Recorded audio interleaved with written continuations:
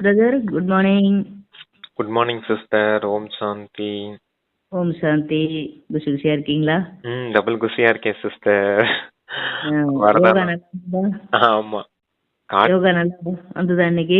ஆமா சிஸ்டர், சூப்பரா இருந்துச்சு யோகா. Very good. எப்பவுமே சூப்பர் தான் யோகா. சரி. ஓகே சிஸ்டர், இன்னைக்கு வரதானம் சொல்லியிருக்காராப்பா, காட்சி அளிக்கும் மூர்த்தி ஆகுங்க அப்படின்னு. தவியத்தவாணியில அந்த பூஜைக்குரிய சுரூபம் பார்த்தோம் இல்லையா, தேவதா ரூபம். அது போல இப்ப எல்லாருக்கும் நீங்க காட்சி அளிக்கும் மூர்த்தியா மாறணும், பிரம்மா பாபாவுக்கு சமமா அப்படின்னு சொல்லியிருக்காரு. பிரம்மா பாபா பார்க்கும்போது அவருடைய ரூபம் தெரியல, கிருஷ்ணருடைய ரூபம் தான் தெரிஞ்சிச்சு.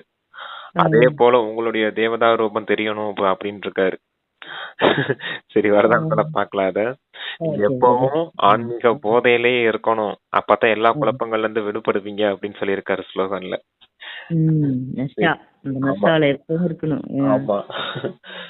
சரிங்க சிஸ்டர், வாசிங்க இன்னைக்கு. ஓகே பிரதர், அப்பாவோட மகா வாக்கியங்களை கேட்போம். இன்னைக்கு 6/1/2025 காலை மருதி பாப்தாதா மதுபன். ஓம் சாந்தி. இனிமையான குழந்தைகளே, நீங்கள் பேசுகின்ற ஒவ்வொரு வார்த்தையும் மிகவும் இனிமையானதாகவும் முதல் தரமானதாகவும் இருக்க வேண்டும். தந்தையே துன்பத்தை அகற்றி சந்தோஷத்தை அருள்பவர் ஆவார். தந்தை செய்வதை போன்று நீங்கள் அனைவருக்கும் சந்தோஷத்தை கொடுக்க வேண்டும் அப்படின்னு மற்றவங்களுக்கு எப்படி சந்தோஷப்படுத்தி நம்மளும் சந்தோஷம் அடையிறது அப்படின்னு ஒரு அருமையான தலைப்பு அப்பா கொடுத்திருக்காங்க பிரதர். ஆமா, இனிமையான வார்த்தைகளை பேசணும். நீங்க பேசக்கூடிய வார்த்தைகள் இனிமையா இருக்கணும், முதல் தரமா இருக்கணும், ஃபர்ஸ்ட் கிளாஸா இருக்கணுமா வார்த்தைகள். அப்படி. ஆமா, தந்தை துக்கத்தை நீக்கி சுகம் கொடுக்கக்கூடியவர், அதே போல குழந்தைகளும் மற்றவர்களின் துக்கத்தை நீக்கி சுகம் கொடுக்கக்கூடியவர்களா இருக்கணும் அப்படின்னு சொல்லியிருக்காரு. அப்பா கேள்வி கேக்குறாங்க, நீங்கள் உங்கள் நண்பர்களுக்கும் உறவினர்களுக்கும் இந்த ஞானத்தை எவ்விதத்தில் கொடுக்க வேண்டும்? பதில், நீங்கள் உங்கள் நண்பர்கள் உறவினர்கள் போன்றவர்களுடன் மிகவும் அன்பாகவும் ஒரு புன்னகையுடனும் அதிக அளவு பணிவுடனும் பேச வேண்டும். இது அதே மகாபாரத யுத்தம் என்பதை அவர்களுக்கு விளங்கப்படுத்துங்கள். தந்தை ருத்ரஞான யாகத்தை உருவாக்கி இருக்கிறார். அவர் கூறுகிறார், நான் உங்களுக்கு சத்தியத்தை கூறுகிறேன், நீங்கள் பல பிறவிகளாக பக்தி செய்து வருகிறீர்கள், இப்பொழுதே ஞானம் ஆரம்பிக்கிறது. உங்களுக்கு சந்தர்ப்பம் கிடைக்கும் போது மிகவும் சாதுரியமாக அவர்களுடன் பேசுங்கள். தொடர்ந்தும் உங்களுடைய குடும்பத்தோடு பெருமளவு அன்புடன் பழகுங்கள். ஒருபோதும் எவருக்கும் துன்பம் விளைவிக்காதீர்கள் அப்படின்னு பதில் சொல்லியிருக்காங்க. ஆமா, அவங்க நண்பர்கள் உறவினர்களோட நீங்க எப்படி பழகணும் அப்படின்னு சொல்றாரு. அன்பா இருக்கணும், பணிவா இருக்கணும், புன்னகையோடு இருக்கணும் அப்படின்னு சொல்லியிருக்காங்க. இது அதே மகாபாரத யுத்தம் அப்படின்னு சொல்லி புரிய வைக்கணும். தந்தையின் காரியம் நடக்குது இல்லையா, அது மகாபாரத யுத்தம். தந்தை இப்ப ருத்ரன் ஞான யஜ்யத்தை படைச்சிருக்காரு. நீங்க 63 பிறவியா பக்தி செய்துட்டு வந்திருக்கீங்க, இப்ப ஞான மார்க்கம் ஆரம்பிச்சிருக்குது அப்படின்னு அவங்களுக்கு நல்ல விதத்துல சாதுரியமா புரிய வைக்கணும் சமயம் கிடைக்கும் போது அப்படிங்கிறாரு. அப்ப நீங்க உங்க குடும்பத்தோட இருக்கும் போது குடும்பத்துல இருங்க, நல்ல அன்போடு பழகுங்க அப்படின்னு சொல்லியிருக்காரு. இருந்தாலும் யாருக்கும் துக்கம் கொடுக்காதீங்க, துன்பப்படுத்தாதீங்க அப்படின்னு இருக்காரு. ஓகே சிஸ்டர், வாசிங்க. பாடல் வந்திருக்கு. நாங்கள் காத்து கொண்டிருந்த அந்த நாளும் இறுதியில் வந்து விட்டது. ஓம் சாந்தி. இந்த பாடல்கள் எவையாவது ஒலிக்கும் போது குழந்தைகளாகிய நீங்கள் அவற்றின் கருத்தை புரிந்து கொள்ள வேண்டும். உங்களால் ஒரு வினாடியில் அவற்றின் கருத்தை அறிந்து கொள்ள முடியும். நாடகத்தில் எல்லையற்ற கடிகாரம் உள்ளது. பக்தி மார்க்கத்தில் மக்கள் அழைக்கிறார்கள். அது ஒரு நீதிமன்றத்தில் வழக்கொன்று இருந்தால் விசாரணை எப்போது இடம்பெறும், நாங்கள் எப்போது அழைக்கப்பட்டு வழக்கு எப்போது முடிவடையும் என்று மக்கள் கேட்பதை போன்றது ஆகும். ஆகவே குழந்தைகளாகிய உங்களுக்கு ஒரு வழக்கு உள்ளது. அது என்ன வழக்கு? ராவணன் உங்களுக்கு அதிக அளவு துன்பத்தை ஏற்படுத்தியுள்ளான். உங்களுடைய வழக்கு உயர் நீதிமன்றத்தில் விசாரிக்கப்படுகிறது. மக்கள் தொடர்ந்தும் அழைக்கிறார்கள், பாபா வந்து எங்களை துன்பத்திலிருந்து விடுதலை செய்யுங்கள். உங்களுடைய விசாரணை நிச்சயமாக ஒரு நாள் இடம்பெறும். தந்தை நீங்கள் கூறுவனவற்றை கேட்கிறார்.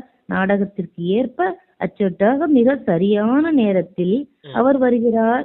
அதில் ஒரு வினாடி ஏனும் வித்தியாசம் இருக்க முடியாது. அந்த எல்லையற்ற கடிகாரம் துல்லியமாக தொழிற்படுகின்றது. நீங்கள் வைத்திருக்கும் கடிகாரங்கள் அந்த அளவுக்கு சரியாக தொழிற்படுவது இல்லை. இந்த யஜ்யத்தின் ஒவ்வொரு பணியும் மிக சரியாக செய்யப்பட வேண்டும். கடிகாரம் கூட மிக துல்லியமாக இருக்க வேண்டும். தந்தை மிகவும் துல்லியமானவர். விசாரணை மிகச் சரியாக இடம்பெறும். அவர் ஒவ்வொரு சக்கரத்திலும் சங்கம யுகத்தில் சரியான நேரத்தில் வருகிறார். ஆகவே குழந்தைகளாகிய நீங்கள் கூறியவற்றை கேட்டதால் தந்தை வந்திருக்கிறார். நீங்கள் கூறியவற்றை அவர் கேட்டதால் தந்தை வந்திருக்கிறார். இப்பொழுது நீங்கள் அனைவருக்கும் விளங்கப்படுத்துகிறீர்கள் உங்களை யார் சந்தோஷமற்றவர்களாக ஆக்கினார் என்பதை. முன்னர் நீங்கள் அறிந்திருக்கவில்லை. துவாபரேகத்திலிருந்து ராவணனின் ராஜ்யம் ஆரம்பமாகியது என்பதை தந்தை இப்போது விளங்கப்படுத்துகிறார். ஒவ்வொரு கல்பத்திலும் சங்கம யுகத்தில் எல்லையற்ற இரவில் பாபா வருகிறார் என்பது குழந்தைகளாகிய உங்களுக்கு இப்போது தெரியும். சிவபாபாவே எல்லையற்ற இரவில் வருகிறார். இது ஸ்ரீகிருஷ்ணர் பற்றிய கேள்வி அல்ல. மக்கள் அஞ்ஞான இருளில் உறங்கும் பொழுது அவர்களை பகலுக்கு கூட்டிச் செல்வதற்காக ஞான சூரியனான தந்தை வருகிறார். அவர் கூறுகிறார், என்னை நினைவு செய்யுங்கள், ஏனெனில் நீங்கள் தூய்மையற்றவர்களில் இருந்து தூய்மையானவர்களாக மாற வேண்டும். தந்தை மாத்திரமே தூய்மையாக்குபவர். அவர் வரும்போது மாத்திரமே அவர் உங்களை விசாரணை செய்யலாம். சொல்றீங்களா பிரதர்? சொல்றேன் சிஸ்டர். என்ன சொல்றாங்கன்னா, சங்கம யுகத்துல தந்தை வந்து அக்யூரேட்டா வரேன். அதுதான் அந்த நீதிமன்றத்தை உதாரணமா சொல்லியிருக்காரு.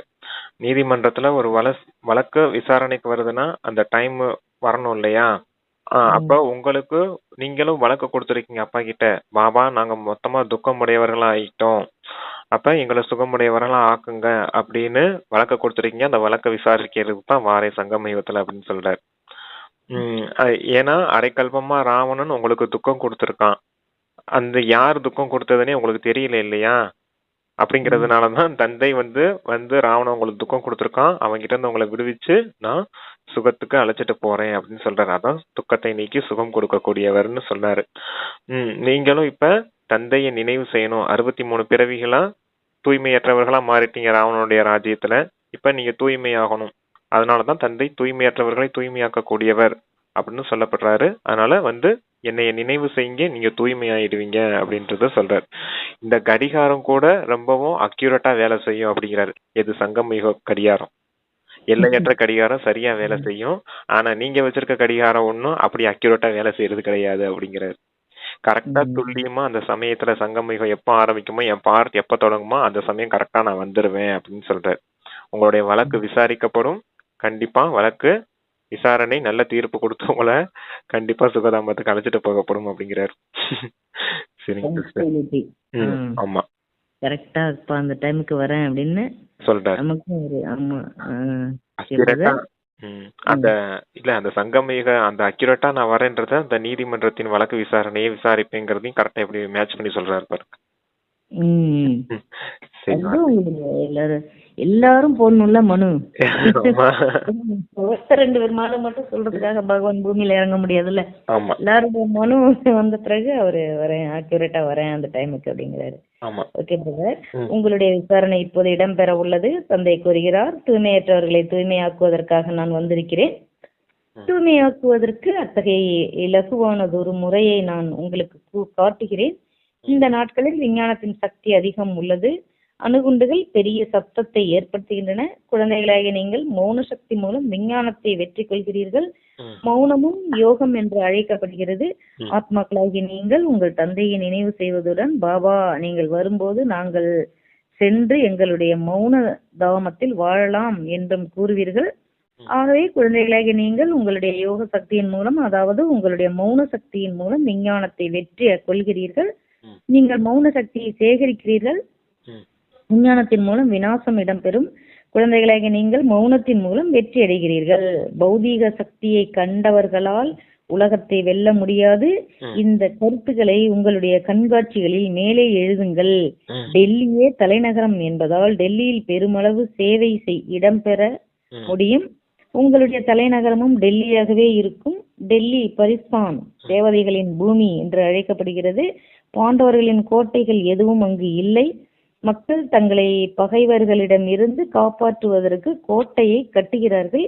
உங்களுக்கு கோட்டைகள் போன்றவை தேவையில்லை. மௌன சக்தி மூலம் நீங்கள் உங்களுக்குரிய ராஜ்யத்தை ஸ்தாபிக்கிறீர்கள் என்று உங்களுக்கு தெரியும். அந்த மக்கள் கொண்டிருப்பது செயற்கையான மௌனமாகும். ஆனால் உங்களுடையதோ உண்மையான மௌனம். ஞானத்தின் சக்தியும் மௌனத்தின் சக்தியும் உள்ளது. அதாவது ஞானத்தின் சக்தியும் மௌனத்தின் சக்தியும் நம்மள்ட்ட உள்ளது அப்படின்னு அப்பா சொல்றாங்க பிரதர். சொல்லிடுறேன் சார். சொல்லுங்க. சயின்ஸ் சக்தி வந்து சத்தத்தை ஏற்படுத்தும். அணுகுண்டு சத்தங்கள்லாம் இருக்குது இல்லையா, அது சத்தத்தை ஏற்படுத்தும். சைலன்ட் சக்தி, உங்களோட யோக சக்தி வந்து அமைதிக்கு அழைச்சிட்டு போகும். நீங்க அமைதியா இருப்பீங்க அப்படின்னு சொல்றாரு. இந்த சயின்ஸ் சக்தியினால என்ன செய்ய முடியும்? ராக்கெட்லாம் அனுப்புறாங்க அப்படின்னா இது எல்லைக்குட்பட்ட உலகத்துக்குள்ள மட்டும்தானே இந்த ராக்கெட் அனுப்ப முடியும். அதுதான் சயின்ஸ் சக்தி. ஆனா உங்களுடைய சைலன்ட் சக்தியின் மூலமா நீங்க எங்க வரைக்கும் போயிடுவீங்க? பரந்தாம வரைக்கும் போய் சேர்ந்துருவீங்க இல்லையா? அப்ப நீங்க இயற்கையாவே வென்றுட்டீங்க இல்லையா? அந்த சயின்ஸ் சக்தியை சைலன்ட் சக்தியின் மூலமா வென்றுட்டீங்க இல்லையா அப்படின்னு சொல்றாரு. கூடவே உங்களுக்கு ஞானத்தின் சக்தியே இருக்குது அப்படின்னு சொல்றாரு. சரி, வாசிங்க சிஸ்டர். மௌனத்தின் சக்தியும் உள்ளது. ஞானம் என்றால் கல்வி. இந்த கல்வி மூலம் நீங்கள் சக்தியை பெறுகிறீர்கள். ஒரு போலீஸ் போலீஸ் ஒரு போலீஸ் அத்தியட்சரிடம் அதிக அளவு அதிகாரம் உள்ளது. அவை அனைத்தும் உங்களுக்கு துன்பத்தை கொடுக்கின்ற பௌதிக விஷயங்களாகும். உங்கள் விஷயங்கள் அனைத்தும் ஆன்மீகமானவை. உங்களுடைய வாயிலிருந்து வெளிவருகின்ற வார்த்தைகள் எதுவானாலும் நீங்கள் சொல்வதை கேட்பவர்கள் சந்தோஷம் அடையக்கூடிய வகையில் முதல் தரமானதாகவும் இனிமையானதாகவும் இருக்க வேண்டும். அந்த தலைப்புல சொன்னதே சொல்லியிருக்காங்க இங்க. ஆமா, அது போலீஸ்காரங்க கிட்ட நிறைய அதிகாரத்தோட பேசுவாங்க. ஆனா அது துன்பம் விளைவிக்க கூடியதா இருக்கும். அதிகாரம் படுத்தி நம்மள கட்டுப்படுத்துவாங்க இல்லையா? அது போல இல்லாம நீங்க பேசக்கூடிய வார்த்தைகள் இனிமையா இருக்கணும், முதல் தரமா இருக்கணும் அப்படின்னு சொல்லியிருக்காரு. உங்களுக்கும் அதிகாரம் இருக்கு, அத்தாரிட்டி இருக்கு இல்லையா? தந்தையின் ஞானத்தை சொல்றதுக்கு. இது கல்வி இல்லையா? அப்ப இனிமையா பேசணும், அத்தாரிட்டியோட பேசணும், முதல் தரமா பேசணும் அப்படிங்கறதுக்கு சொல்றாரு. தந்தையே துன்பத்தை அகற்றி சந்தோஷத்தை தருபவராவார். நீங்களும் அவ்வாறே அனைவருக்கும் சந்தோஷத்தை கொடுக்க வேண்டும். நீங்கள் உங்கள் உற்றார் உறவினர்களுக்கு எந்தவித துன்பத்தையும் ஏற்படுத்தக்கூடாது. நீங்கள் அனைவருடன் மிகுந்த ஒழுக்கத்துடனும் நடந்து கொள்ள வேண்டும். நீங்கள் மூத்தோரிடம் அதிக அளவு அன்புடன் பழக வேண்டும். நீங்கள் கூறுகின்றவற்றை கேட்பவர்கள் எவரும் சந்தோஷம் அடையக்கூடியவாறு அத்தகைய இனிய முதல் தரமான வார்த்தைகள் உங்கள் வாயிலிருந்து வெளிவர வேண்டும். சிவபாபா கூறுகிறார், மன்மனாபவ, நானே அதிமேலானவர். என்னை நினைவு செய்வதன் மூலம் உங்கள் பாவங்கள் அழிக்கப்படும் என்று அவர்களுக்கு கூறுங்கள். நீங்கள் அதிக அளவு அன்புடன் அவர்களுடன் பேச வேண்டும். மூத்த சகோதரர் ஒருவர் அருகில் இருந்தால், தாதாஜி என்னை நினைவு செய்யுங்கள் என்று சிவபாபா கூறுகிறார் என்று அவருக்கு கூறுங்கள். யாராவது அருகில இருந்தா அவங்கள்ட்ட போய் நம்ம சொல்ல சொல்லியிருக்காங்க, தாதாஜி என்னை நினைவு செய்யுங்கள் என்று சிவபாபா கூறுகிறார்னு சொல்ல சொல்லியிருக்காங்க. தந்தை நினைவு செய்யுங்க, அப்ப உங்க பாவ கர்மங்கள் அழியும் அப்படின்னு சொல்லியிருக்காரு. அதுக்கு பேர் தான் மன்மனாபவ மந்திரம். அது கீதையில கூட சொல்லியிருக்காங்க. ஆனா அர்த்தம் யாருக்கும் புரியல. இப்ப தந்தை வந்து புரிய வைக்கிறார் அப்படின்னு சொல்லணும் கண்டிப்பா. சிவபாபா கூறுகிறார் என்று அவருக்கு கூறுங்கள். ருத்ரன் என்றும் அழைக்கப்படும் சிவபாபா இந்த ஞானம் எனும் பாகத்தை உருவாக்கியுள்ளார். ஞானம் என்னும் யாகத்தை உருவாக்கியுள்ளார். ஞான யாகத்தை ஸ்ரீ கிருஷ்ணர் உருவாக்கினார் என்று நீங்கள் ஒருபோதும் கேள்விப்பட்டிருக்க மாட்டீர்கள். மக்கள் ருத்ர ஞான யாகத்தை இட்டு மாத்திரமே பேசுகிறார்கள். ருத்ர ஞான யஜ்யத்தை மட்டுமே பற்றி பேசுகிறார்கள். ருத்ரராகிய சிவபாபா இந்த ஞானம் என்னும் யாகத்தை உருவாக்கியுள்ளார். நீங்கள் ஒரு ராஜ்யத்தை பெறக்கூடியதாக அவர் உங்களுக்கு ஞானத்தையும் யோகத்தையும் கற்பிக்கிறார். தந்தையும் கூறுகிறார், கடவுள் பேசுகிறார், சதா என்னை மாத்திரம் நினைவு செய்யுங்கள். ஏனெனில் இப்போது இதுவே அனைவருக்கும் இறுதி கணங்களாகும். இது அனைவரினதும் ஓய்வு பெறும் ஸ்திதியாகும். அனைவரும் வீடு திரும்ப வேண்டும். எவராவது இறக்கும் தருவாயில் கடவுளை நினைவு செய்யும்படி அவருக்கு கூறப்படுகிறது. கடவுளே இங்கு வந்து கூறுகிறார், மரணம் உங்கள் முன்னால் உள்ளது. எவரையும் அதிலிருந்து காப்பாற்ற முடியாது. தந்தை கல்பத்தின் இறுதியில் வந்து கூறுகிறார், குழந்தைகளே என்னை நினைவு செய்யுங்கள், உங்கள் பாவங்கள் அழிக்கப்படும். இது நினைவு தீ என்று அழைக்கப்படுகிறது.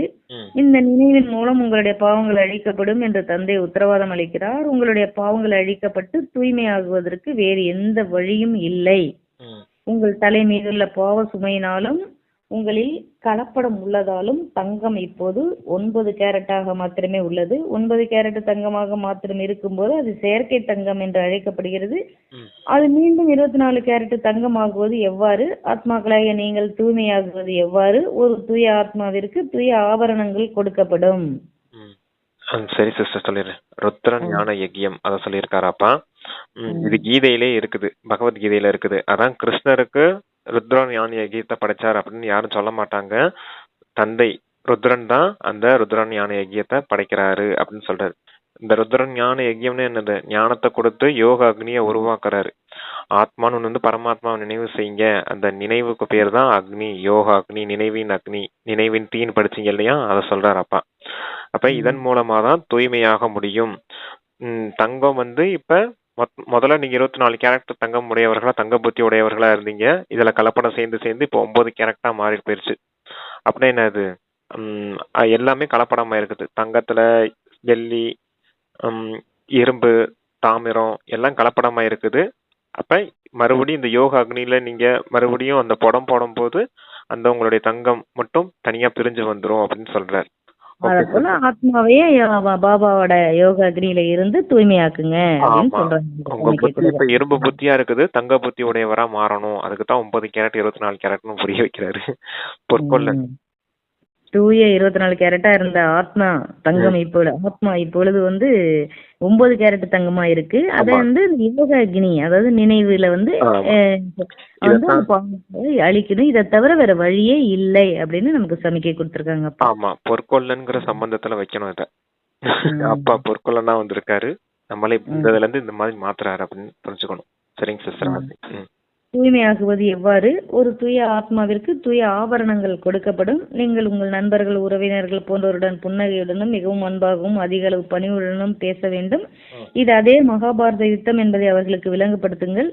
இது ருத்ர ஞான பாகம் என்று அழைக்கப்படுகிறது. இப்போது எங்களுக்கு உலகின் ஆரம்பம், மத்தி மற்றும் இறுதி பற்றிய ஞானம் தந்தையால் கொடுக்கப்படுகிறது.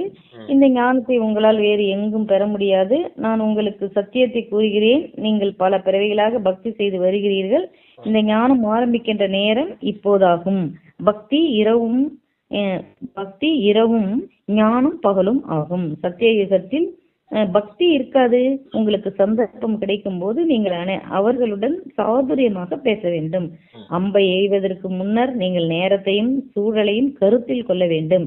ஞானத்தை கொடுப்பதற்கு உங்களுக்கு அதிக அளவு மதிநுட்பம் தேவை. தந்தை ஒவ்வொருவருக்கும் வெவ்வேறு வழிகளை கொடுக்கிறார். தூய்மை மிகவும் நல்லது. லட்சுமியும் நாராயணனும் பூஜிக்க தகுதி வாய்ந்தவர்கள். அவர்கள் தூய்மையாக இருந்தவருடன் பூஜிக்க தகுதி வாய்ந்தவர்களாகவும் இருந்தார்கள். பின்னர் அவர்கள் தூய்மையற்றவர்களாகவும் பூஜிப்பவர்களாகவும் ஆகினார்கள். தூய்மையான ஒருவர் தூய்மையற்றவரை பூஜிப்பது சரியானது போல் தெரியவில்லை. தூய்மையான ஒருவர் தூய்மையற்றவரை பூஜிப்பது சரியானது போல் தெரியவில்லை. சிலர் தூய்மையற்றவரிடமிருந்து ஓடியும் விடுகின்றனர். சொல்லுங்க பிரதர். அந்த தூய்மையானது யாருன்னா லட்சுமி நாராயண். அவங்களே பூஜைக்குரியவர்களா இருந்தாங்க. அவங்களே தூய்மையற்றவர்களா மாறிட்டாங்க. இறுதியில பிரம்ம சரஸ்வதியா மாறிட்டாங்க இல்லையா? தூய்மையற்றவர்களா மாறிட்டாங்க. இப்ப அவங்க தூய்மையற்றவர்களா இருக்காங்க.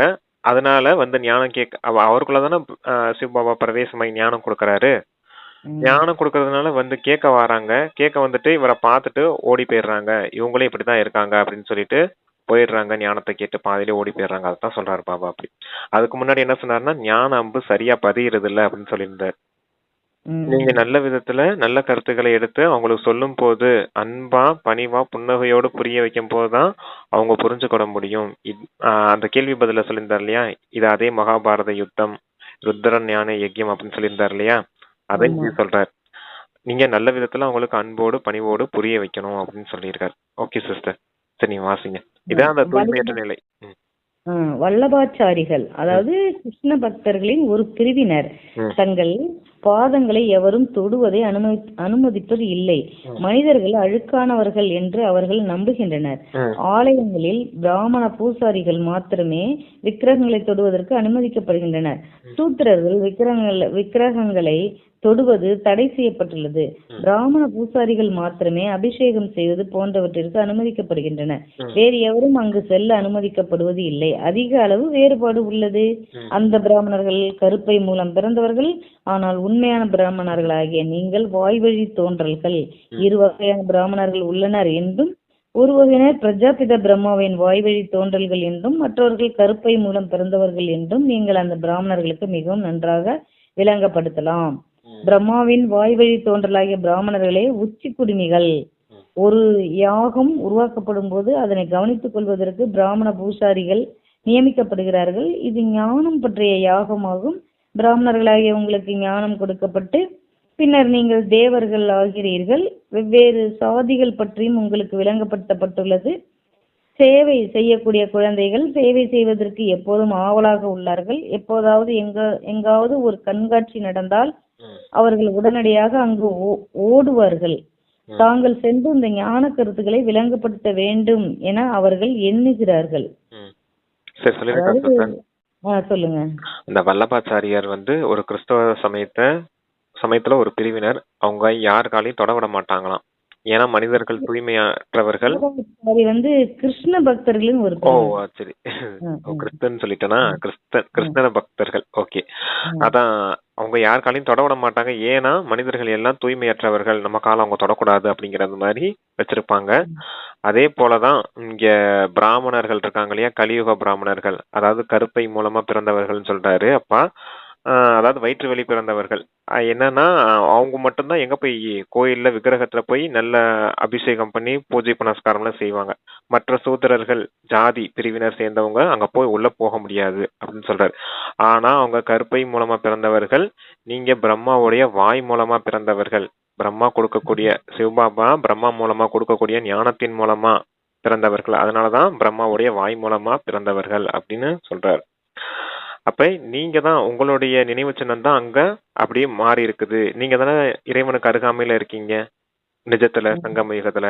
அது அப்படியே கலியுகத்துல, அதாவது துவாபர கலியுகத்துல பிராமணர்கள் மட்டும்தான் அந்த விக்கிரகத்துக்கு பக்கத்துல போய் நின்று பூஜை செய்ய முடியும் அப்படின்ற மாதிரி வந்துடுச்சு அப்படின்னு சொல்றாரு. அது எல்லையற்ற விஷயம்.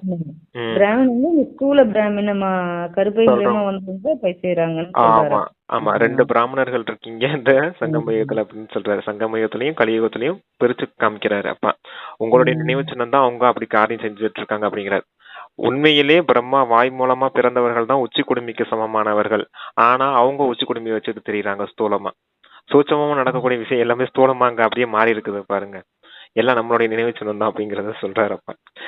சரிங்க சிஸ்டர். அப்புறம் அந்த யஜ்யத்தை படைக்கிறதுக்காக ருத்ர ஞானி யஜ்யம் சொன்னார் இல்லையா, இந்த யஜ்யம் படைக்கிறதுக்காக பிராமணர்களாகிய நீங்க ஞான கருத்துக்களை சொல்றதுக்கு அங்கங்க சேவை செய்யறதுக்கு ஓடுறீங்க. அதே போலதான் அவங்க யஜ்யம் வளர்க்குறோம் யாக வளர்க்குறோம்னு பிராமணர்களை நியமிக்கிறாங்க இல்லையா. பிராமணர்கள் வந்துதானே யாக வளர்ப்பாங்க. கணபதி ஹோமம் மற்ற ஹோமம்லாம் இருக்குது இல்லையா, லட்சுமி ஹோமம் அதெல்லாம் வளர்ப்பாங்க இல்லையா. அப்ப அவங்க பிராமணர்கள் அந்த கருப்பை மூலமா பிறந்த பிராமணர்கள் நியமிக்கப்படுறாங்க. ஆனா உண்மையிலேயே ருத்ர ஞான யஜ்யத்துல இருந்தவங்க நீங்க தான் அப்படின்னு சொல்றாரு. பிராமணர்களை 2 விதமா பிரிச்சு காட்டுறாரு சிஸ்டர். ஓகே, சரிங்க சிஸ்டர், வாசிங்க. அவர்கள் அதாவது ஞான கருத்துக்களை விளங்கப்படுத்த வேண்டும் என்று அவர்கள் எண்ணுகிறார்கள். கண்காட்சிகளில் பிரஜைகள் மிக விரைவாக உருவாக்கப்படுகிறார்கள். பலர் தாமாகவே வருவார்கள். ஆகவே தெளிவாக விளங்கப்படுத்தக்கூடிய திறமை உள்ளவர்கள் தேவை. எவராவது முற்றாக விளங்கப்படுத்தவில்லை என்றால் பிரம்மா குமாரிகளிடம் இருக்கும் ஞானம் இவ்வளவுதானா என்று மக்கள் கூறுவார்கள். ஆகவே அவச்சேவை செய்யப்படும். இதனாலேயே அத டிஸ்சர்வீஸ் சொல்றாரு. முற்றானா நல்ல திறமையா விளங்கப்படுத்தலன்னா பிரம்மகுமாரி இருக்கிறது இவ்வளவுதானா அப்படின்னு டிஸ்சர்வீஸ் ஆயிடும் அப்படின்னு அப்பா புரியுறாரு. நல்ல தாரணை பண்ணிட்டு போய் சேவை செய்ய போகணும்.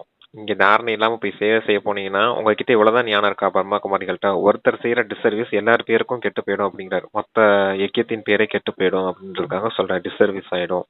அதனாலதான் நீங்க நல்ல ஞானத்தை தாரணை செய்து நல்ல புரிய வைக்கக்கூடியவங்கள முன்னிறுத்தணும் அப்படின்னு சொல்லுவார். அதான் சொல்றாரு பாபா, சர்வீஸ் டிஸ்சர்வீஸ். இதனாலேயே வழிகாட்டிகள் விளங்கப்படுத்தும் போது அவதானமாக உள்ள ஒருவர் தேவைப்படுகிறார். ஒரு முக்கியஸ்தர் வந்தால் நன்றாக விளங்கப்படுத்தக்கூடிய ஒருவர் அவர்களுடன் பேச வேண்டும். தெளிவாக விளங்கப்படுத்த முடியாதவர்கள் நீக்கப்பட வேண்டும். நன்றாக மேற்பார்வை செய்யக்கூடிய எவராவது தேவை. நீங்கள் மகாத்மாக்களையும் அழைக்க வேண்டும். இதனையே பாபா கூறுகிறார் என்று அவர்களுக்கு கூறுங்கள். நானே அதிமேலான கடவுள், படைப்பவரான தந்தை நானே ஆவேன்.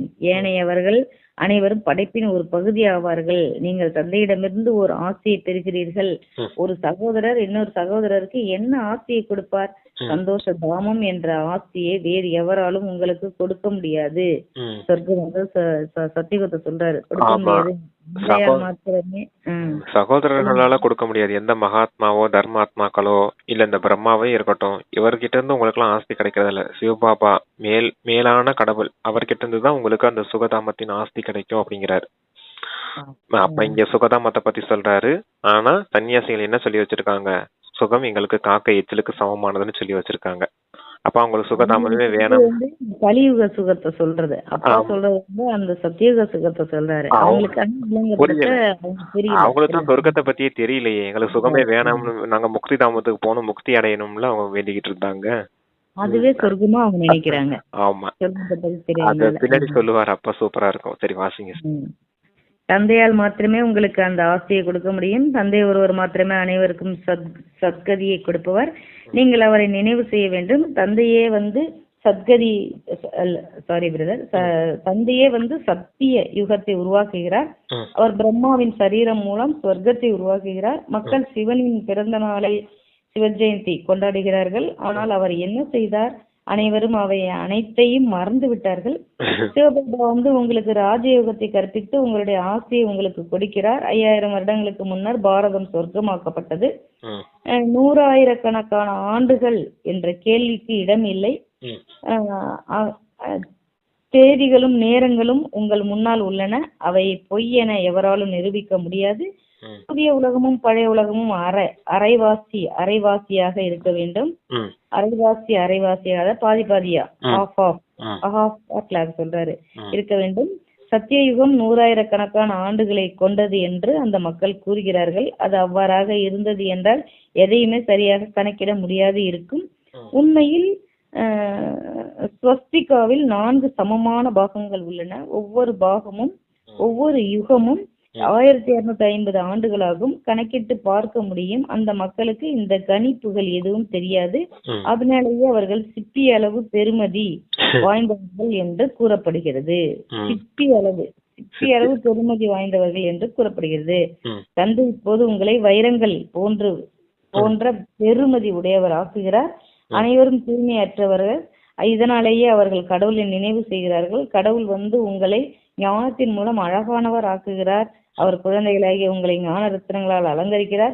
அப்போது என்ன ஆகிறீர்கள் என்று பாருங்கள். உங்களுடைய குறிக்கோளும் என்ன? பாரதம் எவ்வாறு கிரீடம் சூட்டப்பட்டு இருந்தது என்பதை நீங்கள் மறந்து விட்டீர்களா? முஸ்லிம்கள் சோமநாதர் ஆலயத்திலிருந்து ஏராளமான வைரங்கள் போன்றவற்றை கொள்ளையிட்டு அவை அனைத்தையும் தங்களுடைய பள்ளி வாசல்களில் பயன்படுத்தினார்கள். இப்போது அவற்றின் பெருமதியை மதிப்பிட எவராலும் முடியாது. அரசர்கள் அணிந்திருந்த கிரீடங்களில் பல பெரிய ரத்தினங்கள் இருந்துள்ளன. சில ரத்தினங்கள் 100,000 பெருமதி வாய்ந்தவை. ஏனையவை 500,000 பெருமதி வாய்ந்தவை ஆகவும் இருந்திருக்கும். இந்நாட்களில் செயற்கையான பொருட்கள் பல உள்ளன. இவ்வுலகின் செயற்கையான சந்தோஷம் ஒரு சில சதங்கள் மாத்திரமே பெருமதியானவை. ஏனையவை அனைத்தும் துன்பமே. ஆகவே சந்தோஷம் காகத்தின் எச்சம் போன்றது என்று சன்னியாசிகள் கூறுகிறார்கள். அதனாலேயே அவர்கள் தங்கள் வீட்டையும் வியாபாரத்தையும் விட்டுவிட்டு செல்கிறார்கள். எவ்வாறாயினும் அவர்கள் இப்போது முற்றாக தமோ பிரதான் ஆகிவிட்டார்கள். அவர்களும் இப்போது நகரங்களை நாடி சென்று விட்டார்கள். ஆனால் நீங்கள் யாரிடம் சென்று முறையிடுவீர்கள்? அரசர்களோ அல்லது அரசிகளோ இல்லை. நீங்கள் கூறுவதை கேட்கவும் யாரும் இல்லை. ஒவ்வொருவருக்கும் அவரவரின் சொந்த கருத்து உள்ளது எனவும் அவர்கள் விரும்பியதை அவர்கள் செய்யலாம் எனவும் இந்த உலகம் எண்ணங்களால் உருவாக்கப்பட்டது எனவும் அவர்கள் கூறுவார்கள். தந்தை இப்போது இது வரைக்கும் சொல்றீங்களா? சொல்றேன் சிஸ்டர். நிறைய போயிருச்சு. சிவஜெயந்திய பத்தி சொல்றாரு அப்பா. ஃபர்ஸ்ட் சிவஜெயந்தி கொண்டாடுறாங்க. எதுக்காக கொண்டாடுறாங்கன்னே தெரியல. சிவராத்திரி தந்தை வந்து உங்களுக்கு ராஜயோகம் கற்பிச்சாரு. அதன் மூலமா நீங்க சோழியில இருந்து வைரத்துக்கு சமமா ஆகுறீங்க. அதுக்காகத்தான் கொண்டாடணும் அப்படின்னு சொல்லியிருக்காரு சிவஜெயந்தியை பத்தி. அடுத்து ஸ்வஸ்திகாவை பத்தி சொல்றாரு. அதாவது ஸ்வஸ்திக்னா அந்த பிள்ளையார் சொல்லின்னு சொல்லுவாங்க இல்லையா, 4 பாகம் சரிசமமா பிரிக்கப்பட்டிருக்கும். அப்ப அந்த சிருஷ்டி சக்கரத்துல அந்த ஸ்வஸ்திக் சின்னம் போடுவாங்க இல்லையா, அதுதான் கிடையாது. இல்ல சிஸ்டர், கோலம் போடும் போது நடுவுல போடுவாங்க பாத்திருக்கீங்களா? வீட்டுல வாசல்ல கோலம் போடும்போது சென்டர் நடுவுல கோலம் போடுவாங்க. ஸ்வஸ்திக்ன்றது 4 பாகம் சரியா பிரிச்சிருக்கும். கரெக்ட் தான் நீங்க சொல்றதும். அதான் சத்தியுகம், திரேதாயுகம், துவாபர, கலியுகம் 4 தான் பிரிச்சிருப்பாங்க. அது 4மே 1250 வருஷம் தான். ஆனா சத்தியுகத்தை லட்சக்கணக்கான வருஷங்கள், முழு கல்பமும் லட்சக்கணக்கான வருஷங்களும் அங்க சாஸ்திரத்துல எழுதி வச்சிருக்காங்க இல்லையா, அது தப்பு அப்படின்னு சொல்றாரு. அப்படி இருந்தா கரெக்டா உங்களால நினைவு கூட செய்ய முடியாது லட்சக்கணக்கான வருஷங்கள்னா. அப்படின்னாலும் சத்தியுகம் குறிப்பிட்ட ஒரு 1000, திரேதாயுகம் குறிப்பிட்ட வேற 1000 அப்படின்னு சொல்லி வச்சிருக்காங்க. அது 100,000னா இது ஒரு 50,000 அப்படி இப்படின்னு கணக்கு மாறி மாறி சொல்லி வச்சிருக்காங்க. ஆனா சரிசமமா பாகத்தை பிரிச்சிருக்காங்க. ஆனா வருஷ கணக்கா தப்பு தப்பா சொல்றாங்க அப்படின்னு சொல்லியிருக்காரு. ஆனா சரிசமமா பிரிக்கப்பட்டிருக்குன்னா எல்லாமே சரிசமமா தானே இருக்கணும் அப்படிங்கிறதுக்காக அந்த ஸ்வஸ்திகா சிம்பல்ல எல்லாமே எல்லா யுகமும் 1250 வருஷம் தான், மொத்த கல்பமும் 5000 வருஷம் தான் அப்படின்னு சொல்றாரு. அடுத்து வந்து இந்த சன்னியாசிகள் சுகத்தை பத்தி சொல்லியிருந்தாரு இல்லையா? அதாவது அவங்க சொல்லிட்டாங்க காக்கை எச்சலுக்கு சமமானது சுகம் அப்படின்னு சொல்லிட்டாங்க அப்படின்னு சொல்றாரு. அப்ப தந்தை காட்டுக்கு போயிட்டாங்க. ஆமா, காட்டுக்கு போயிட்டாங்க, தங்களுடைய வியாபாரத்தெல்லாம் விட்டுட்டு போயிட்டாங்க. ஆனா தந்தை உங்களை வீட்டுல இருந்து இல்லறத்துல இருந்தே உங்களை எல்லாத்தையும் அந்த 5 விகாரங்களையும் விட வைக்கிறாரு. அதன் மூலமா தான் நீங்க சுகதாமத்துக்கு போறீங்க. ஏன்னா சுகதாமத்துல 5 விகாரங்கள்னா என்னன்னே தெரியாது. 5 விகாரங்கள் இல்லாத போதான் நீங்க சுகமாவே இருக்க முடியும். நீங்க எப்ப தூய்மை இழந்தீங்களோ அப்பதான் துக்கம் அசாந்தி வந்துச்சு. இப்ப மறுபடியும் தூய்மையாகுங்க, சுகம் சாந்தி கூடவே வந்துரும் அப்படின்னு சொல்றாரு. எப்பவும் சாந்தி மட்டும் கிடைக்காது, சுகமும் சாந்தியும் சேர்ந்துதான் கிடைக்கும். ஆனா சன்னியாசிகள் வெறும் சாந்தி மட்டும் எங்களுக்கு போதும்னு சொல்லிட்டாங்க. அதனாலதான் அரைக்கல்பம் அவங்க முக்தி தாமத்துல இருக்காங்க அப்படின்றத சொல்றாரு. சரி, அடுத்து கடைசி என்ன சிஸ்டர் சொன்னாரு? இந்த உலகம் எண்ணங்களால் உருவாக்கப்பட்டது, அவரவரின் சொந்த கருத்து. ஆமா, இந்த உலகத்துல கருத்து சுதந்திரம்னு சொல்லிட்டாங்க இல்லையா? எல்லாருக்கும் என்ன இருக்கு, எல்லாரும் அவங்கவுங்க கருத்துக்களை சொல்லலாம் அப்படின்னு அத சொல்றாரு. இங்க ராஜா ராணி எல்லாம் கிடையாது உங்களுடைய பிரச்சனைகளை தீர்த்து வைக்கிறதுக்காக. இப்ப ராஜா ஆட்சி இல்லை இல்லையா, அது அரசாட்சி இல்லை இல்லையா, ராஜா ராணி ஆட்சிகள் இல்லையா. லட்சுமி நாராயண் ராஜா ராணியா இருந்தாங்க. அவங்க கிட்ட குறைகளை சொன்னாங்கன்னா தீர்த்து வைக்க முடியும். அவங்க கிட்ட இப்ப யாரும் குறையெல்லாம் போய் சொல்ல மாட்டாங்க, பொதுவா சொல்றேன். துவாபர யுகத்துல ராஜா ராணி இருந்தாங்கன்னா அவங்க கிட்ட குறைகளை சொன்னா ராஜா ராணிக்கு தீர்த்து வைப்பாங்க. ஆனா இப்ப ராஜாராணி யாருமே இல்ல, யாரும் தீர்த்து வைக்கிறதுக்கும் ஆள் இல்ல அப்படிங்கிறாரு. இப்ப மக்கள் ஆட்சி ஆயிடுச்சு இல்லையா? துவாபர யுகத்துல ராவணன் என்ட்ரி ஆகுறதுனால ராஜாட்ட வந்து குறைகள் போகும், தீர்ப்பு எதிர்பார்ப்பாங்க ஜனங்க. ஆனா இப்ப யாருக்கிட்டையும் எந்த குறையும் யாருக்கிட்டையும் நீங்க குறைய சொல்ல கூட முடியாது. ஏன்னா ராஜா ராணியே யாரும் கிடையாது, எல்லாம் மக்கள் ஆட்சியா போயிடுச்சு. கருத்து சுதந்திரம்னு சொல்லிட்டு ஆளாளுக்கு ஒவ்வொரு கருத்துக்கள் சொல்லிட்டு இருக்காங்க. ஒவ்வொரு வீட்டுக்கும் ஒவ்வொரு மனிதர்களும் தனித்தனி கருத்துக்களை சொல்லிட்டு இருக்காங்க அப்படிங்கிறாரு. சரிங்க சிஸ்டர். இந்த உலகம் எண்ணங்களால் உருவாக்கப்பட்டது எனவும் அவர்கள் கூறுவார்கள். தந்தை குழந்தைகளாகிய நீங்கள் ஒரு மறைமுகமான வழியில் முயற்சி செய்கிறீர்கள். நீங்கள் ஒரு மறைமுகமான வழியில் முயற்சி செய்வதற்கு உதவி செய்கிறார். நீங்கள் அதிக அளவு சந்தோஷத்தை அனுபவம் செய்கிறீர்கள். ஏனைய சமயம் அனைத்தும் இறுதியில் விரிவடையும். பின்னர் யுத்தமும் அதிக அளவு முரண்பாடுகளும் ஏற்படும். நீங்கள் முக்கால்வாசி கல்பத்திற்கு சந்தோஷமாக இருக்கிறீர்கள். இதனாலேயே உங்களுடைய தேவ தர்மம் உங்களுக்கு அதிக அளவு சந்தோஷத்தை தருவதாக தந்தை கூறுகிறார். நான் உங்களை உலக அதிபதிகள் ஆக்குகிறேன். ஏனைய சமய ஸ்தாபகர்கள் எவரும் ஓர் ராஜ்யத்தை ஸ்தாபிப்பது இல்லை. அவர்கள் எவருக்கும் சத்கதி அளிப்பது இல்லை. அவர்கள் தாங்கள் சொந்த சமயங்களை ஸ்தாபிப்பதற்கு வருகிறார்கள். அவர்களும் இறுதியில் முற்றிலும் தமோ பிரதான் ஆகியதும் அவர்களை முற்றிலும் சதோ பிரதான் ஆக்குவதற்கு தந்தை வர வேண்டி உள்ளது. ஆயிரக்கணக்கான மக்கள் இங்கு வருகிறார்கள், ஆனால் அவர்கள் எதனையும் புரிந்து கொள்வதில்லை. இன்னார் மிக நன்றாக புரிந்து கொண்டார்கள் என்றும் அவர் மிகவும் நல்லவர் என்றும் சில குழந்தைகள் பாபாவுக்கு எழுதுகிறார்கள். பாபா கூறுகிறார் அவர் எதனையும் புரிந்து கொள்ளவில்லை. பாபா வந்து எங்களை புரிஞ்சுக்கொள்ள ஏன் புரிஞ்சுக்கொள்ள. சரி, அடுத்து வாசிங்க, புரியும் உங்களுக்கு. பாபா வந்து எங்களை உலக அதிபதிகள் ஆக்குகிறார் என்பதை அவர் புரிந்து கொண்டு இருந்தால் அவர் மிகவும் போதையடைந்து உடனே ஒரு பயணச்சீட்டு வாங்கி அந்த கணமே எங்கு ஓடி வந்திருப்பார். எவ்வாறாயினும் நீங்களும் தந்தையை சந்திக்க வரும்போது உங்களுடைய ஆசிரியரிடமிருந்து ஒரு அறிமுக கடிதத்தை கொண்டு வர வேண்டும். நீங்களும் தந்தையை அடையாளம் கண்டவுடன் அவரை சந்திக்க வருவதை தாமதிக்க முடியாது. நீங்கள் அதிக அளவு போதையை கொண்டிருக்க வேண்டும். இவ்வாறு போதையை கொண்டிருப்பவர்கள் தங்களுக்குள் அதிக அளவு சந்தோஷத்தை கொண்டிருப்பார்கள். அவர்களுடைய புத்தி அவர்களின் நண்பர்கள் உறவினர்களை நோக்கி அலைப்பாயாது. அந்த பிரம்மா பாபா நல்ல விதத்துல புரிய வைக்கிறாரு. இங்க ஆயிரக்கணக்கான பேர் வராங்க யஜ்யத்துக்கு கூட. வரவங்க எல்லாம் நல்ல விதத்துல ஞானத்தை கேட்டுட்டு போயிடுறாங்க. குழந்தைங்க சொல்றாங்களாம், பாபா இவங்களுக்கு நல்ல சேவை செஞ்சுட்டோம், அவங்களாம் நல்ல விதத்துல புரிஞ்சுக்கிட்டாங்க அப்படின்னு சொல்றாங்களாம். ஆனா பாபா சொல்றாரு, இல்ல அந்த குழந்தைங்க எதுவுமே புரிஞ்சுக்கல அப்படின்னு சொல்றாராம். ஏன்னா அவங்க அவங்க புரிஞ்சுட்டு இருந்தாங்க அப்படின்னா, சொர்க்கத்துக்கே அதிபதியாக்க கூட தந்தை நமக்கு கிடைச்சிருக்காரு அப்படின்னு தெரிஞ்சிருந்தாங்கன்னா, உடனே ஒரு பயணச்சீட்டை வாங்கி இங்க ஓடி வந்திருப்பாங்க தந்தையை மீண்டும் சந்திக்கிறதுக்கு. யாருமே வரலன்னா என்ன அர்த்தம்? எதையுமே புரிஞ்சுக்கலைன்னு அர்த்தம் அப்படின்னு சொல்லியிருக்காரு குழந்தைங்க கிட்ட. அதான் அங்க சொன்னாரு. சரியா, தந்தையை புரிஞ்சுக்கிட்டோம்னா உடனே தந்தையை பார்க்கறதுக்கு ஓடி வந்துருவோம் அப்படின்றாரு. நீங்க அதுக்கு முன்னாடி ஒண்ணு சொல்லியிருந்தாரு, முக்கால் கல்பத்துக்கு சுகதாமத்துல முக்கால் கல்பத்துக்கு நீங்க சுகமானவர்களா இருந்திருக்கீங்க அப்படிங்கிறாரு. அரை கல்பம் முழுக்க முழுக்க தூய்மையின் சுகம் சாந்தி நிறைஞ்சவங்களா சொர்க்கத்துல வாழ்ந்திருக்கீங்க. அடுத்து துவாபர யுகம் முழுக்க பக்தி மார்க்கத்திலே இருந்தாலும் ராஜாராணிகளா மிகப்பெரிய செல்வந்தர்களா சுகமா தான் வாழ்ந்திருக்கீங்க அப்படின்றத சொன்னாரு. அப்ப முக்கால் கல்பம் உங்களுக்கு சுகம் கிடைக்குது இந்த நாடகத்துல. இந்த நாடகத்தை பிடிக்கலன்னு நீங்க சொல்றீங்கன்னா என்ன அர்த்தம் அப்படின்னாரு. ஆனா சன்னியாச தர்மம் எப்போ வந்துச்சு? 1500 வருஷத்துக்கு முன்னாடி தான் வந்துச்சு. அதனாலதான் சொல்றாங்க அவங்க வரக்கூடிய பார்ட்டே வெறும் சாந்தி வேணும்னு கேட்கறதுக்காகவே கலியுகத்துலதான் வராங்க அப்படிங்கறத சொல்றாரு. துவாபர யுக கடைசியில வராங்க. அப்ப அதுக்கு முன்னாடி வாழ்ந்த 3500 வருஷத்தை பத்தி அவங்களுக்கு தெரியாது. 3500 வருஷம் முழுக்க முழுக்க சுகமா வாழ்ந்திருக்கீங்க அப்படிங்கறத பாபா சொல்றாரு நமக்கு. அப்ப சுகம் தான் ரொம்ப முக்கியம் அப்படிங்கிறாரு. சாந்தி வந்து கல்பத்துக்கு ஏதோ சன்னியாசிகள் வந்ததுக்கு அப்புறம் தான் அதை பத்தியே தெரியும். அதை பத்தின விஷயங்களே எடுத்துக்கிட்டாங்க. அதுக்கு முன்னாடி வரைக்கும் எல்லாருமே சுகம் சாந்தி வேணும் தான் கேட்டு இருந்தாங்க அப்படின்னு சொல்றாரு பாபா. சரிங்க சிஸ்டர், வாசிங்க.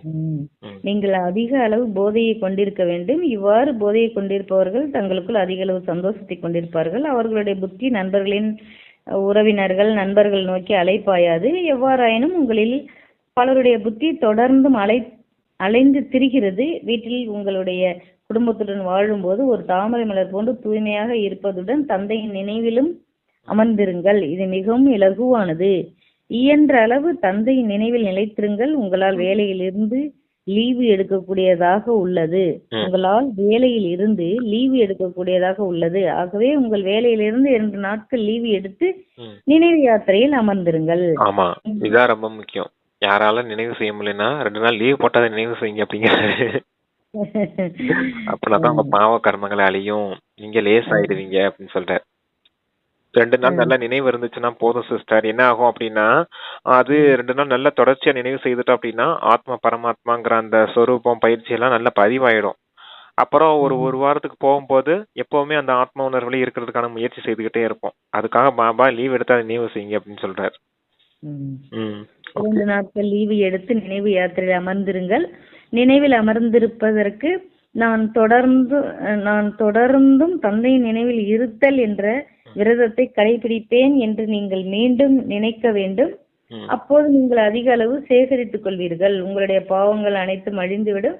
தந்தையை நினைவு செய்வதன் மூலம் நீங்கள் முற்றாக தூய்மையாக வேண்டும். எவராலும் நாள் முழுவதும் நினைவில் இருக்க முடியாது. மாயை நிச்சயமாக தடைகளை ஏற்படுத்துகிறான். அவ்வாறு இருந்தும் இந்த முயற்சியை செய்வதன் மூலம் நீங்கள் வெற்றி அடைகிறீர்கள். சிந்தியுங்கள், இன்று நான் முழு நாளும் தோட்டத்தில் அமர்ந்திருந்து தந்தையை நினைவு செய்வேன். உணவை உண்ணும் போது நான் நினைவில் அமர்ந்திருப்பேன். இங்கு முயற்சி தேவையில்லை. நாங்கள் நிச்சயமாக தூய்மையாக வேண்டும். நீங்கள் முயற்சி செய்வதுடன் மற்றவர்களுக்கும் பாதையை காட்ட வேண்டும். பேட்சிகள் மிகவும் சிறந்தவை. வீதிகளில் நீங்கள் உங்களுக்கு இடையே பேசிக்கொண்டால் நீங்கள் கூறுவதை கேட்பதற்கு பலர் ஒன்று கூடுவார்கள். தந்தை கூறுகிறார், என்னை நினைவு செய்யுங்கள். அவர்கள் செய்தியை பெற்று கொண்டதும் நீங்கள் பொறுப்பில் இருந்து விடுபடுகிறீர்கள்.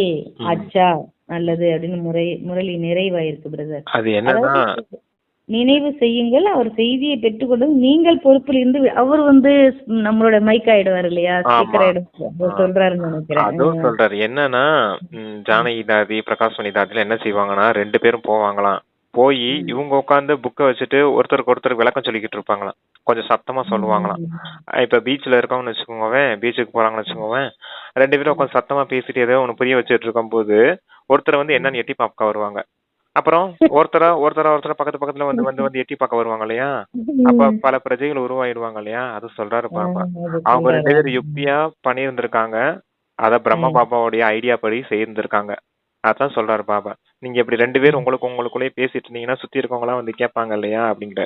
இப்ப நம்ம 2 பேரும் கூட பேசிட்டு இருக்கோம், ஆன்லைன்ல எல்லாரும் வந்து கேக்குறாங்க இல்லையா. அது போல அப்ப சேவை உருவாகிடும் இல்லையா. அப்ப நீங்க சொல்ற விஷயம் அவங்களுக்கு புரிஞ்சிருச்சுன்னா அவங்களும் 4 பேத்துக்கு போய் சொல்லுவாங்க இல்லையா, இப்படி ஒரு விஷயம் இருக்குது அப்படின்னு. பரமாத்மா வந்துட்டாரு, சொர்க்கத்தின் ஆஸ்தியை கொடுக்க வந்திருக்காருன்னு ஏதோ ஒரு விஷயம் டச் ஆகி புரிஞ்சிருச்சுன்னா அவங்க இன்னும் 4 பேத்துக்கு போய் சொல்லுவாங்க இல்லையா. அப்ப சேவை நடக்கும் இல்லையா அப்படிங்கறதுக்காக சொல்றாரு. படிக்கிறேன் பிரதர். ஓகே. இனிமையிலும் இனிமையான அன்புக்குரிய எப்போதோ தொலைந்து இப்போது கண்டுபிடிக்கப்பட்டிருக்கும் குழந்தைகளுக்கு உங்கள் தாய் தந்தையாக இருக்கும் பாப்தாதாவின் அன்பு நினைவுகளும் காலை வந்தனங்களும். ஆன்மீக தந்தை ஆன்மீக குழந்தைகளுக்கு நமஸ்தே சொல்கிறார். தாரணைக்கான சாரம்சம் 2 பாயிண்ட்ஸ் சொல்லியிருக்காங்க. அதுல முதல் பாயிண்ட், வேலையிலிருந்து லீவு எடுத்து நினைவில் இருப்பதாக சத்தியம் செய்து கொள்ளுங்கள். மாயையை வெற்றி கொள்ளும் பொருட்டு நினைவில் இருப்பதற்கு முயற்சி செய்யுங்கள். உங்கள் நண்பர், அத 2வது பாயிண்ட் சொல்லியிருக்காங்க. உங்கள் சொல்றீங்களா பிரதர்? இல்ல சிஸ்டர், நீங்க வாசிங்க. இது சொன்னதுதான் நம்ம. உங்கள் நண்பர்கள் உறவினர்களுக்கு மிகுந்த அன்புடனும் புன்னகையுடனும் அதிக அளவு பணிவுடனும் சேவை செய்யுங்கள். உங்கள் புத்தி அவர்களை நோக்கி அலைவதை அனுமதிக்காதீர்கள். மிகுந்த அன்புடன் அனைவருக்கும் தந்தையின் அறிமுகத்தை கொடுங்கள். 2 பாயிண்ட்ஸ் தாரணைக்கு சொல்லியிருக்காங்க. ஓகே சிஸ்டர், சரி வரதான படிங்க. ஆசீர்வாதம். நீங்கள் காட்சிகளை அருளும் ரூபமாகி நடக்கும் போதும் அசையும் போதும், ரூபமாகி நடக்கும் போதும் அசையும் போதும் உங்களின் தேவதை ரூபத்தின் காட்சிகளை அருள்வீர்களாக. ஆரம்பத்தில் பிரம்மா நடக்கும் போது அசையும் போது அவர் மறைந்து ஸ்ரீகிருஷ்ணரே தோன்றுவார். இந்த காட்சியானது அவர்கள் எல்லாவற்றையும் துறக்க செய்தது. எனவே இப்போது இத்தகைய காட்சிகளுடன் சேவையை இடம்பெற செய்யுங்கள். ஒரு காட்சியை பார்ப்பதனால் அவர்கள் ஏதாவது பேறுகளை பெறுவார்களாயின் அப்படி ஆகாமல் அவர்களால் இருக்க முடியாது. இதனாலேயே உங்களின் நடக்கின்ற அசைகின்ற தேவதை ரூபங்களால் நீங்கள் இப்போது காட்சிகளை வழங்க வேண்டும். சொற்பொழிவுகள் ஆற்றுபவர்கள் பலர் இருக்கிறார்கள். ரூப் பர்சன்ட்னு சொல்லுவார் இல்லையாப்பா, வார்த்தைகள் மூலமா பேசக்கூடியவங்கள அது சொல்ற. சொற்பொழிகளை ஆற்றுபவர்கள் பலர் இருக்கிறார்கள். ஆனால் நீங்கள் அனுபவங்களை வழங்குபவர்கள் பாஸ்னா ஆக வேண்டும். நீங்களே இறைவனுக்கு சொந்தமானவர்கள் என மக்கள் உணர்வார்கள். அதாவது நம்மள நடத்தையில காட்ட சொல்றாரு. அவங்கள சொற்பொழிவோட சொல்லிடுவாங்க, காலையில வாங்கிட்டு விட்டுருவாங்க. நீங்க தாரணையில காட்டீங்கன்னா உள்ளுணர்வுல போய் அவங்களும் விரும்பி வருவாங்கன்னு சொல்றாரு. ஆமா, நீங்க காட்சி அளிக்கும் மூர்த்தியா இருக்கணும் அப்படின்னு சொல்லியிருக்காரு. காட்சி கொடுக்கக்கூடிய மூர்த்தியா, தேவதா ரூபத்துல காட்சி அளிக்கக்கூடிய மூர்த்தியா இருக்கணும். உங்களை பார்த்தா எல்லாருக்கும் தேவதா ரூபம் தான் தெரியணும். பிரம்மா பாபாவை பார்க்கும் போதுதான் எல்லாருக்கும் எப்படி காட்சி கிடைச்சது? கிருஷ்ணருடைய காட்சி கிடைச்சது.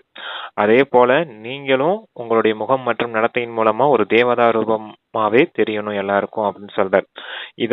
இந்த அனுபவத்தை எல்லாரும் செஞ்சுட்டாங்கன்னா அவங்க உங்ககிட்ட இருந்து ஞானத்தை கேட்க வரலாம், இல்ல உங்களுடைய குணங்களை பார்த்து அவங்க கடைபிடிக்கலாம், இல்ல உங்களுடைய பக்தர்களா இருந்தா உங்ககிட்ட இருந்து ஆசீர்வாதம் வாங்கிட்டு போகலாம். ஏதோ ஒரு பிராப்தி அவங்களுக்கு கிடைக்கும் இல்லையா? அதனாலதான் உங்களுடைய தோற்றம், முகம், நடத்தை, உங்க அசைவுகள், நீங்க நடந்து போற விதம் எல்லாமே தேவதைகளை போல இருக்கணும் அப்படிங்கறத சொல்றாரு பாபா. அப்பதான் என்ன சொல்லுவாங்க மக்கள், இவங்க இறைவனுடையவர்கள் அப்படின்னு புரிஞ்சுக்கிடுவாங்க அப்படின்னு சொல்லியிருக்காரு. இதுல புரிஞ்சுக்க வேண்டியது என்னன்னா, நாம தான் தேவதைகள், காட்சியளிக்கும் மூர்த்திகள் அப்படின்ற சமான்ல இருக்கணும். இருந்தாலும் அது வெளிப்படும். அப்பதான் நம்மளும் வெளிப்படுத்தணும்ன்ற ஆசை வரும், ஆர்வம் வரும், உற்சாகம் வரும். நம்மளை பார்த்து அவங்களும் சந்தோஷம் அடைவாங்க அப்படின்றத சொல்றாரு பாபா. சரிங்க சிஸ்டர். ஓகே பிரதர், அருமையான வரதானம். அப்பா ஸ்லோகன் சொல்றாங்க, சதா ஆன்மீக களிப்பை அனுபவம் செய்யுங்கள், நீங்கள் ஒருபோதும் குழப்பம் அடைய மாட்டீர்கள். ஆன்மீக களிப்பை அனுபவம் செய்யுங்கள், நீங்கள் ஒருபோதும் குழப்பமடைய மாட்டீர்கள். களிப்புனா என்ன? போதை, ஆன்மீக போதையில இருங்க, அப்ப எந்த ஒரு குழப்பமும் உங்களை தொந்தரவு செய்யாது அப்படின்னு சொல்லியிருக்காரு. என்னன்னு வாசிங்க சிஸ்டர். ஆன்மீக களிப்பு, ஆன்மீக களிப்பை அனுபவம் செய்யுங்கள், நீங்கள் ஒருபோதும் குழப்பம். ஆன்மீக களிப்பு, குழப்பம். ஓகே. ஆன்மீக போதையில ஆன்மீக போதைய அனுபவம் செய்யுங்க, அப்ப ஒருபோதும் குழப்பம் அடைய மாட்டீங்க அப்படிங்கிறார். குழப்பத்துல வர என்ன குழப்பம் ஏற்படுத்தும்? ராவணனுடைய விஷயம் தான் குழப்பத்தை ஏற்படுத்திக்கிட்டே இருக்கும். அது போறாமே தேகத்தின் விஷயமா இருக்கும். நீங்க ஆன்மீக போதையில இருக்கீங்கன்னா ஆத்ம ரூபத்துல தானே இருப்பீங்க, தேவதா ரூபத்துல தானே இருப்பீங்க. அப்ப ஆன்மீக போதையிலே இருங்க, அதனால மாயையின் குழப்பங்கள் வந்து விடுபட்டு இருப்பீங்க அப்படின்னு சொல்ற. சூப்பர். சகாஸ் அந்த மனதின் சக்தி மூலம் சகாஸ் வழங்கும் சேவையை செய்ய சொல்லியிருக்காங்க இல்லையா? அதுக்கு ஆமா. வந்து இன்னைக்கு கொடுக்குற யுக்தி வந்து ம். இப்போது உங்களின் இதயபூர்வமான இந்த ஜனவரி மாதத்துக்காக இந்த சகாஸ் கொடுக்கற சேவை. சொல்லியிருக்காங்க. ம். அவ்யக்த மாசங்கனால அதுக்கு என்ன சொல்லியிருக்காங்கன்னா, இப்போது உங்களின் இதயபூர்வமான நல்லாசிகள் ஆத்மாக்கள் எல்லோரையும் சென்று அடைய வேண்டும். ம். மௌன சக்தியை வெளிப்படுத்துங்கள். ஒவ்வொரு பிராமண குழந்தையிடமும் மௌன சக்தி உள்ளது. ம். இந்த சக்தியானது உங்களின் மனதிலும் உங்களின் உடலிலும் வெளிப்பட செய்யுங்கள். ம். உங்களின் மனதில் உள்ள எண்ணங்கள் ஒரு வினாடியில் ஒருமுகப்பட வேண்டும். அப்போது மௌன சக்தியின் அதிர்வலைகள் இயல்பாகவே சூழலில் பரவும். ம். ஒரு வினாடியில் ஒருமுகப்பட வேண்டும். உங்கள் மனதில் உள்ள எண்ணங்கள் ம். ஒரு வினாடியில் ஒருமுகப்பட வேண்டும். அப்போது மௌன சக்தியின் அதிர்வலைகள் இயல்பாகவே சூழலில் பரவும். ஆமா. இங்க யாராவது சொல்லிட்டாங்கன்னா டக்குன்னு சைலண்ட் ஆகுறீங்க இல்லையா? அதுதான் அந்த விஷயம். ஏதாவது ஒரு விஷயம் நமக்கு பிடிக்காத மாதிரி இருந்துச்சா டக்குன்னு சைலண்ட் ஆயிடுவோம் இல்லையா ஒரு நேரத்துக்கு. நம்ம கொஞ்ச நேரம் அமைதியா இருந்தா அவங்களையும் யோசிப்பாங்க இல்லையா? என்ன இவங்க டக்குன்னு சைலண்ட் ஆயிட்டாங்க, நம்ம தான் தப்பா ஏதோ பேசிட்டோம் போலயே அப்படின்னு நினைப்பாங்க இல்லையா? அதுக்காக சொல்றாரு, உங்களுடைய சைலண்ட் சக்தி ஒரு செகண்ட்ல வெளிப்படணும், உங்களுடைய மனதின் மூலமா உடலின் மூலமா. அப்பதான் அந்த வைப்ரேஷன்ஸ் வெளிப்படையா பரவும் அப்படிங்கிறார். இன்னைக்கு குறிப்பா என்ன சொல்றாரு, இதயபூர்வமா உங்களுடைய சைலண்ட் சக்திய பயன்படுத்துங்க அப்படிங்கிறார். உங்களுடைய மனதின் மூலமா உடலின் மூலமா. மனதுல டக்குன்னு சைலண்ட் ஆயிட்டீங்கன்னா அது உடல் மூலமா வெளிப்படும். நம்ம பக்கத்துல வரவங்க கூட அதை அனுபவம் செய்வாங்க. ரொம்ப சைலண்டா இருக்கக்கூடிய அந்த வைப்ரேஷன்ஸ் அனுபவமாகும். அது வாயு மண்டலத்துல கலக்கும் இல்லையா? அத சொல்றாரு அப்பா. இயல்பாவே நீங்க கொடுக்கணும், இந்த முழு உலகம் அமைதி அடையணும் அப்படின்னு சக்காஸ் கொடுக்கணும் கூட அவசியம் கிடையாது. உங்களுடைய மனசு சைலண்ட் ஆயிருந்தாலே உங்ககிட்ட இருந்து ஆட்டோமேட்டிக்காவே அந்த வைப்ரேஷன்ஸ் பரவிக்கிட்டே இருக்கும் அப்படின்னு சொல்றாரு. நம்மளா மனதால கொடுக்கறது ஒண்ணு இருக்குது, ஆசீர்வாதம்னு கொடுக்கறது ஒண்ணு இருக்குது, ஆசைகள் கொடுக்கறது இருக்குது. நம்ம அமைதியா இருக்கும் போதே நம்மளுடைய சுத்தி இருக்க வைப்ரேஷன்ஸ் கூட அமைதியா இருக்கும் அப்படின்னு புரிஞ்சுக்கலாம். வாயுமண்டலம் இயற்கையாவே உருவாகும். Okay sister. சவுண்ட் போடக்கூடாம அமைதியா வந்து வர்ற சூழல்லாம் நமக்கு வருது இல்லீங்களா? அது மம்மாவை சொல்லுவாங்க, மம்மா உட்காருறதும் தெரியாது எந்திரிக்கிறதும் தெரியாது, சைலண்டா உட்காருங்களா சைலண்டா எந்திரிப்பாங்களாம். அவங்கள பார்க்கும் போதே அந்த அதனது ஏஞ்சலிக் ஸ்டேஜ் தெரியுமா? அமைதியா வந்து உட்காரதும் தெரியாது, நடக்கிறதும் தெரியாது, கால் மிதிக்கிறது கூட தெரியாதான், பூமியில கால் படுறது கூட தெரியாதான். அப்படி மெதுவா பூமிக்கே வலிக்காத மாதிரி நடப்பாங்களாம். உட்காரும் போது வலிக்காத மாதிரி உட்காருவாங்களாம், பூமிக்கு வலிக்காத மாதிரி. அப்படி ஏஞ்சலிக் ஸ்டேஜ்லயே பறந்துகிட்டே இருக்கிறது மாதிரியே அனுபவம் இருக்குமா. அப்ப எப்படி இருப்பாங்கன்னு பாருங்களேன், உங்களுக்கே தெரியும் இல்லையா? அப்ப வைப்ரேஷன் சுத்தி எப்படி இருக்குன்னு பாருங்க. அவங்கள பார்க்கும் போதே ஒரு தேவதா ரூபம் தெரியும் இல்லையா? அதான் முன்னாடி வரதானத்திலயும் சொல்லியிருந்தாரு. அதான் சைலண்ட் சக்தியை பயன்படுத்துங்க அப்படின்னு சொல்லியிருக்காரு. சரிங்க சிஸ்டர். Okay okay brother. இனிமையான முறையை கொடுத்த பாபாவுக்கு நன்றி. வாய்ப்பை ஏற்படுத்தி கொடுத்தவர் சரவணா ப்ரோக்கு நன்றி. Thanks brother. ஓம் சாந்தி. Thank you sister. ஓம் சாந்தி. தேங்க்யூ பாபா.